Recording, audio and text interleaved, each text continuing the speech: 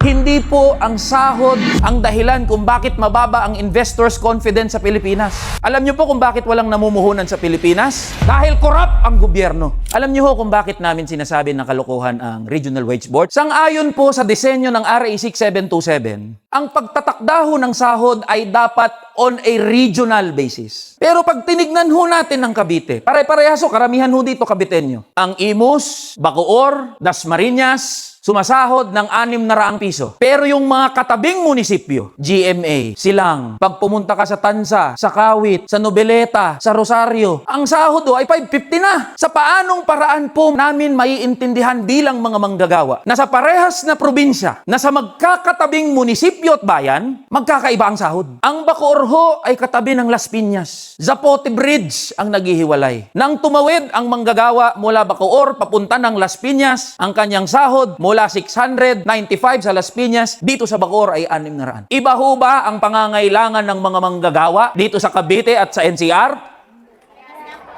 Mas mahal ba ang bigas sa Metro Manila kumpara dito sa Cavite?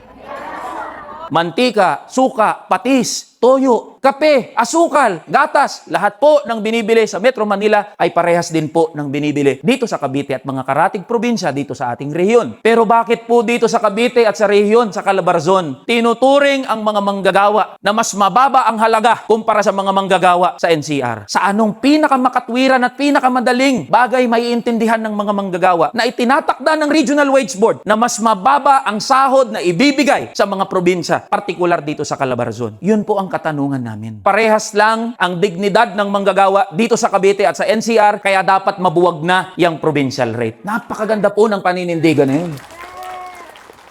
Sa ating mga kasamang mga negosyante, naiintindihan po namin ang inyong kalagayan. Parehas po ang pinagdadaanan ng mga micro and small enterprises at ng mga manggagawa. Hindi po tayo ang magkakalaban. Isinusulong din po namin ang proteksyon sa mga micro and small enterprises. Itinutulak namin ang pagbaba ng VAT sa kuryente at electricity na malibre na yung mga permits ng mga maliliit at maliitang negosyo. Parehas nyo rin po, hindi rin po kayo pinakikinggan gaya ng hindi pagdinig ng gobyerno sa karaingan ng mga manggagawa. Parehas po tayong tinatalikuran ng gobyerno. Hindi po ang sahod ang dahilan kung bakit mababa ang investors' confidence sa Pilipinas. Alam niyo po kung bakit walang namumuhunan sa Pilipinas? Dahil korap ang gobyerno. Sangkatutak ho ang red tape. Napakamahal ng kuryente. Napakamahal ng internet. Mamumuhunan ako dyan, kukurakutin lang ng mga politiko. Hindi na lang ako magnenegosyo dyan. Wala ni kahit isa na panukala o konsesyon man lang ang binigay para sa mga maliit at maliitang negosyo. Gawin naman ng gobyerno yung kanyang bahagi para paunlarin yung sektor ng paggawa at ng mga mamumuhunan. Sa mga malalaking negosyante naman po,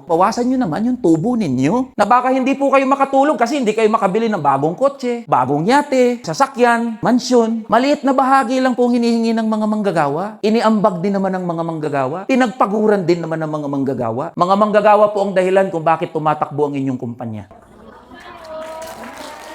Maliit na bahagi lang po. Hindi po kami kontra sa negosyo. Hindi po kami laban sa negosyo.